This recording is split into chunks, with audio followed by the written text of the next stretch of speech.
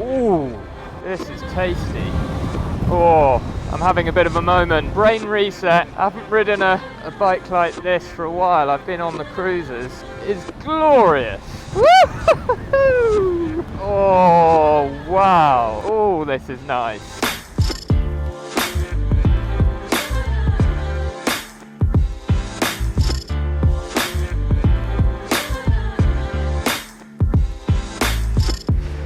Hey YouTube, so I'm here today with another Triumph. If you haven't seen the channel, I actually own a Triumph Speedmaster 2019 model. So a bit of a different concept to this bike, but this is really a quick sort of first impressions review really of the Triumph Tiger 900. I've got it for an hour from the dealership, so thanks to them for lending it. But yeah, we're going to do a quick look into what I think it's like.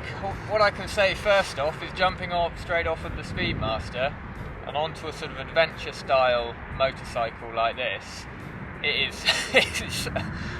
used to own an Africa Twin. It's shockingly different. Like, not in a bad way, just the handlebars, the feet position, the whole riding position is just as you can imagine compared to a Speedmaster. Completely different kettle of fish. Right, so the Triumph Tiger 900. I'm a bit late to the party on this one, excuse me, but better late than never, as they say. The 900, what do we got? The engine, we have 94 brake horsepower, and I think it's 87 Newton meters of torque. Excuse my figures, it's off the top of my head. I believe the peak torque is around 7,250 RPM.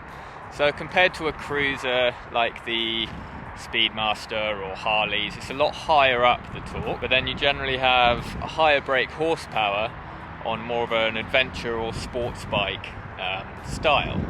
So yeah, a different style of power delivery. I've just ridden it to this nice spot, so I haven't had a proper test ride on it, so we're going to jump on it, go for a cruise, and we'll do a really quick overview of what I think of it really. Start off, as I say, it's a completely different riding position to the Speedmaster. Take a while to get used to. It's got this is the GT Pro version, so it's more road orientated. They do a GT Rally Pro, which I believe is a bigger front wheel, slightly different suspension, and that's more for off-road, but this is the road bias version. Yeah, specs wise it's fully spec'd up. It's got cruise control, heated grips, heated seats, quick shifter, bop bop bop, up and down, bop bop bop. Not sure if that's a noise it makes, but yeah. Anyway, let's jump on and we'll get into more of the details in a second. See you on the road.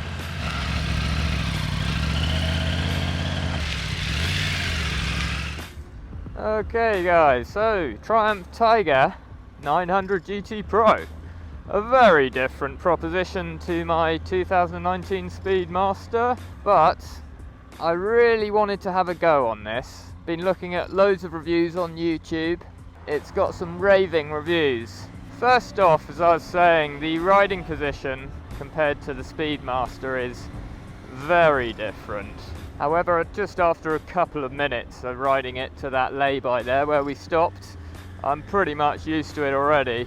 And I can say the riding position is very nice. I'm just going to be blasting through points here guys, because we haven't got much time with it, if I'm being honest. First up, the suspension is glorious.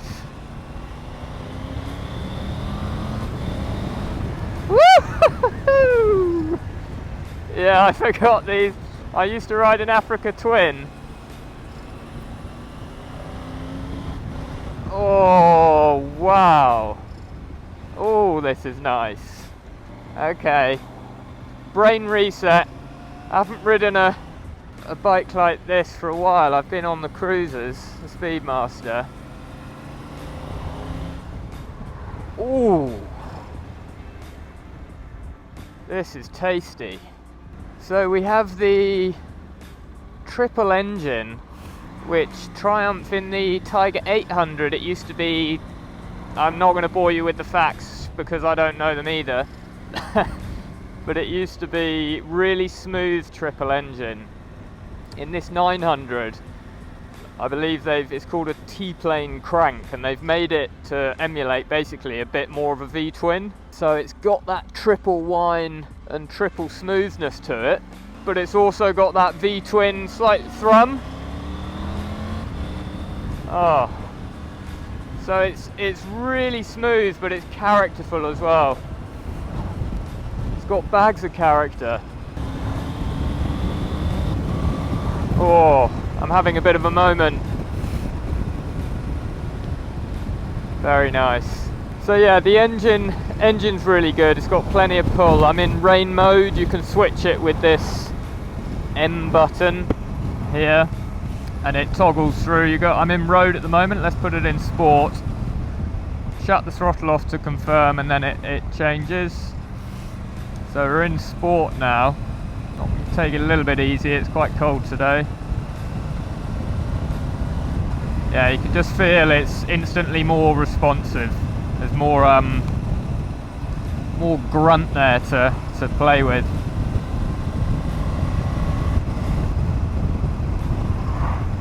Yeah, it's lovely. I'm going to put it back in road, just because it's quite cold today, being December. So the suspension, big thumbs up. Really, really good. Handling, very good so far. Engine, boom, knocked it out of the park. Big fan of the engine. And again, okay, so with these new bikes, compared to my Speedmaster, which is lovely, don't get me wrong, I love my bike, but you have all of this tech. There's so much tech in here. I suppose there's a debate as to whether it's too much. I mean, I've just worked out how to change the rider modes. I'm not even going to look into anything else like suspension or just sat nav. Everything you can do on here is, to be honest, it's too much to learn. So that could be a negative of it, but given time, I'm sure you get used to the tech, and I'm sure it is very useful. So up for debate, the screen. It's quite confusing when you first look at it to pick where's where. I mean, on the Speedmaster, I have an analog dial and the speed. That's it. So it's really, really quite simple, but here you got speed, revs in all sort of funny directions, temperature, Bluetooth connection, warning of ice. Yeah, lots going on. So that could take a while to get used to.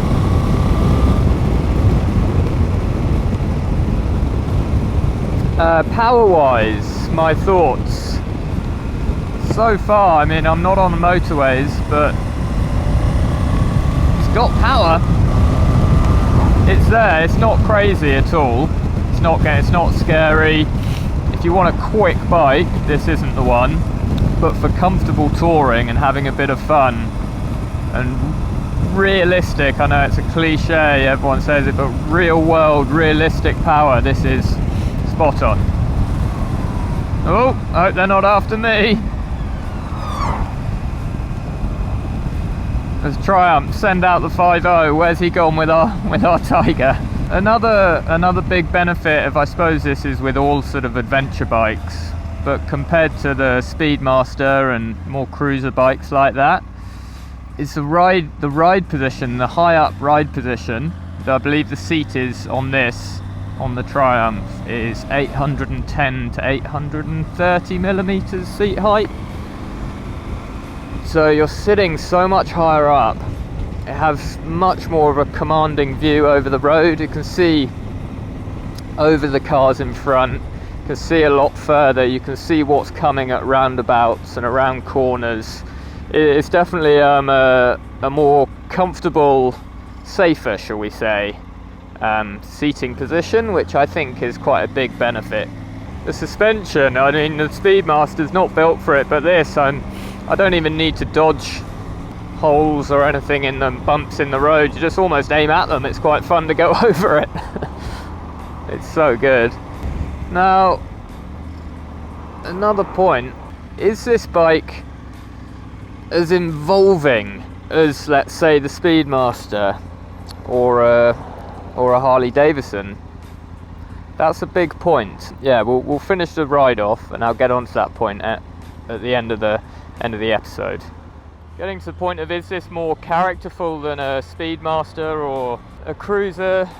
I don't think it is, and that sort of makes sense really. It's where, I mean, the cruisers generally have a big V-twin, or Speedmaster has a parallel twin. So this hasn't got as much soul and character, I don't think.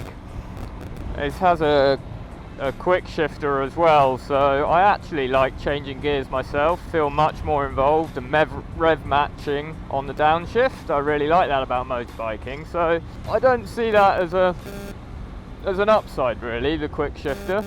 This is where I'm torn in biking. I haven't seen the channel before. I motorbike a lot for mental health reasons. It helps me a lot, sorry. Yeah, I love the involvement of it. I've always been torn. I love these types of adventure bikes. It is nice, that engine.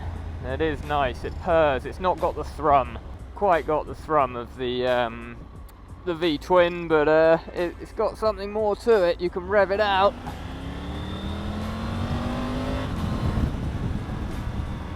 Yeah, I mean, to be honest, even with this amount of power, I'd probably get myself into a bit of trouble, speeding wise.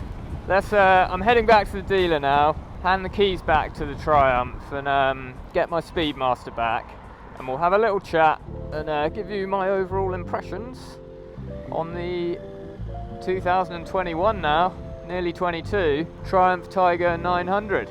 See you back at base.